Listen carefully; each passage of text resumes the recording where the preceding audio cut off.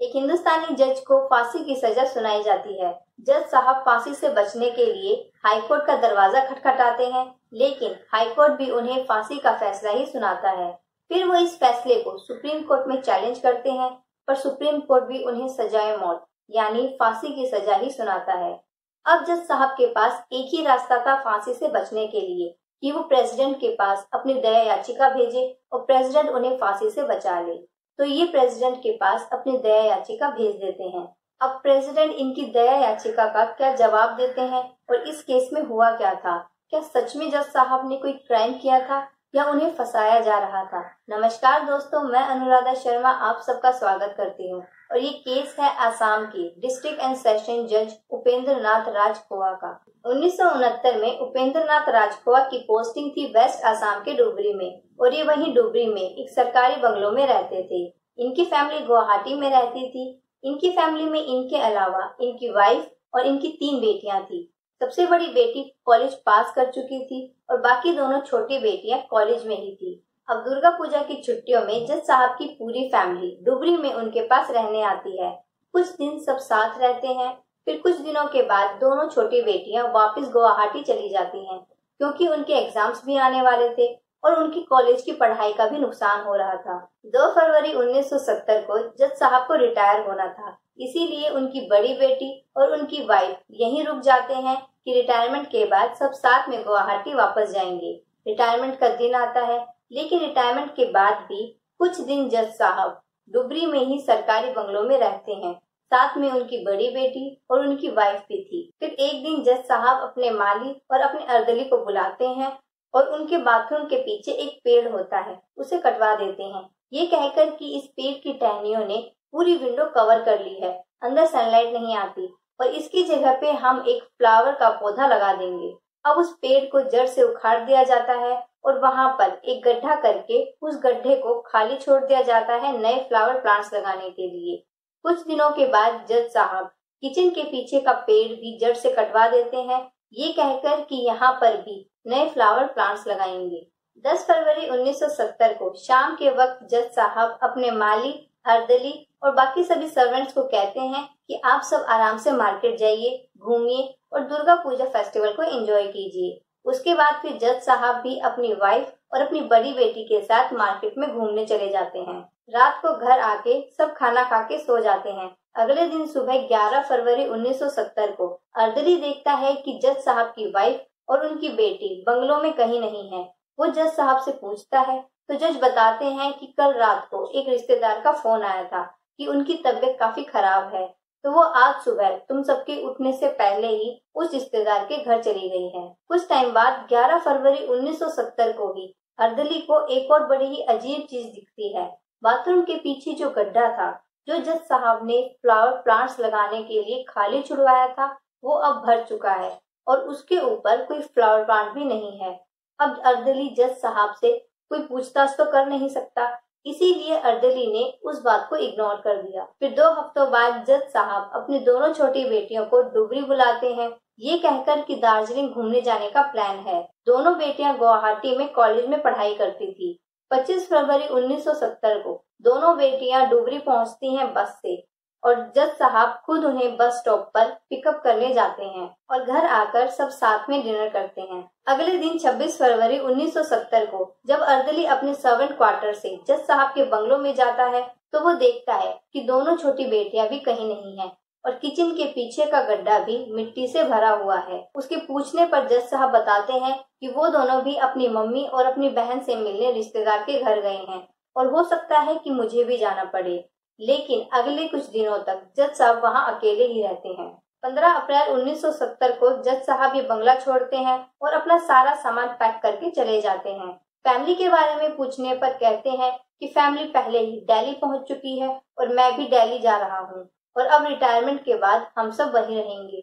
लेकिन मई 1970 में जज साहब का जो अर्दली था जयप्रकाश, वो सिलीगुड़ी गया हुआ था। वहां पर उसे जज साहब उपेंद्र नाथ मिलते हैं और उपेंद्र नाथ जयप्रकाश को बताते हैं कि मैं यहीं सिलीगुड़ी में शिवाय होटल में रुका हुआ हूँ, लेकिन तुम ये बात किसी को मत बताना। जज साहब की वाइफ का भाई बरादर शर्मा आसाम पुलिस में डीआईजी था। फरवरी से उसकी अपनी बहन और भांजियों से कोई बात नहीं हुई थी। जज साहब का फोन भी बंद आ रहा था, न ये पता था कि पूरी फैमिली कहाँ पर है। डीआईजी ब्रदर शर्मा मई 1970 में डुबरी पहुंचते हैं और जज साहब जिस कोर्ट में काम करते थे और जिस सरकारी बंगले में वो रहते थे वहां पर पूछताछ करते हैं कि क्या किसी को पता है कि जज साहब और उनकी पूरी फैमिली कहाँ है। इसी पूछताछ में जज साहब का अर्दली जयप्रकाश बता देता है कि उसे जज साहब सिलीगुड़ी में मिले थे और वो वहाँ सिवोय होटल में ठहरे हुए थे। डीआईजी को ये बात बहुत अजीब लगती है कि गुवाहाटी में खुद का घर है और असम में उनके इतने सारे रिश्तेदार हैं, फिर वो होटल में क्यों ठहरे हुए थे। फिर डीआईजी सिलीगुड़ी पहुंचते हैं और वहां की लोकल पुलिस के साथ वो होटल सिवोय में पहुंच जाते हैं और वहां पर पहुंचने के बाद पता लगता है कि वो कई दिनों से रूम नंबर 3 में ठहरे हुए हैं। पुलिस रूम नंबर 3 में पहुंच जाती है और खुद जज साहब ही दरवाजा खोलते हैं। पुलिस उनसे उनकी फैमिली के बारे में पूछती है तो वो कहते हैं कि मैं बोल के नहीं बता सकता, मैं लिख के बताऊंगा। तो वो आसामी भाषा में लिखते हैं कि 10 फरवरी 1970 की रात को उनकी पत्नी का पैर फिसल गया, जिस कारण से उनका सर पहले दीवार पर लगा और फिर जमीन पर, और मौके पर ही उनकी मौत हो गई।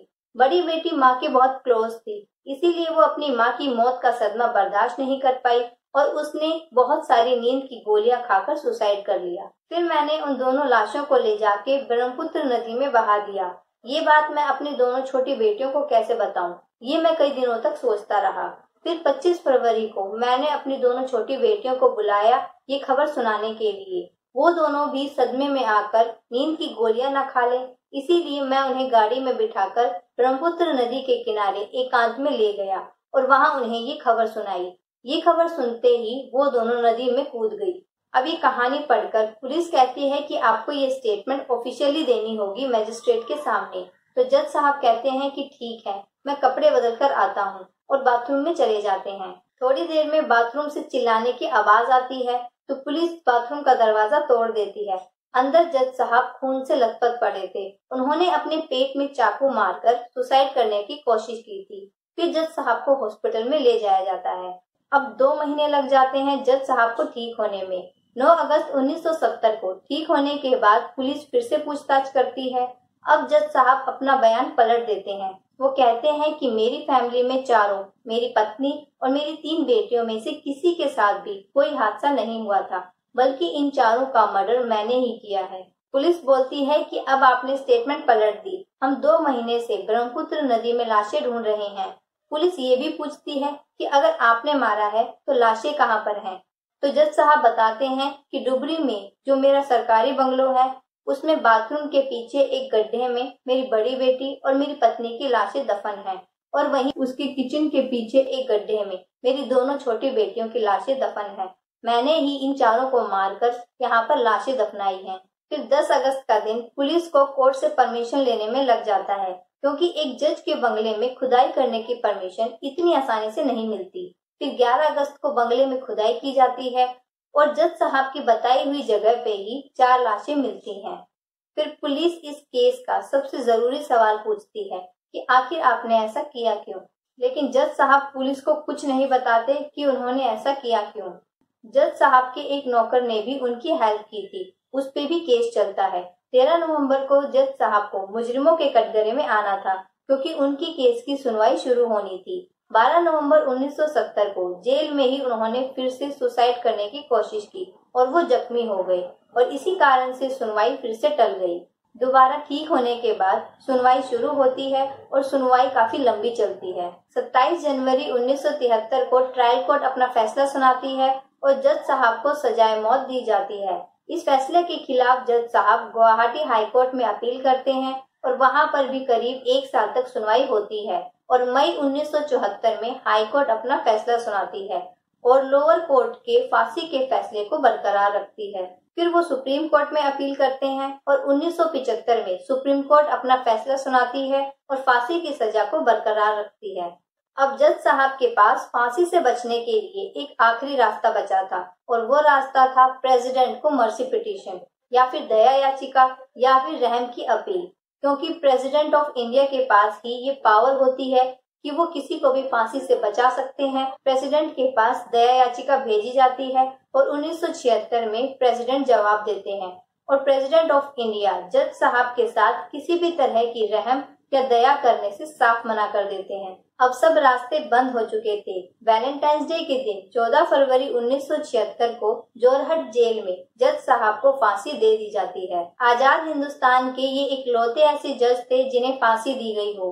जज साहब का वो बंगला जहाँ पर 4 लाशें मिली थी वो भूत बंगले के नाम से फेमस हो गया और वहाँ पर उसके बाद कोई और जज रहने नहीं आया और ना ही कोई और रहने आया। फिर 2010 के आसपास सरकार ने उस बंगले को तोड़ने का फैसला किया और वहाँ पर एक जुडिशियल बिल्डिंग बनाई।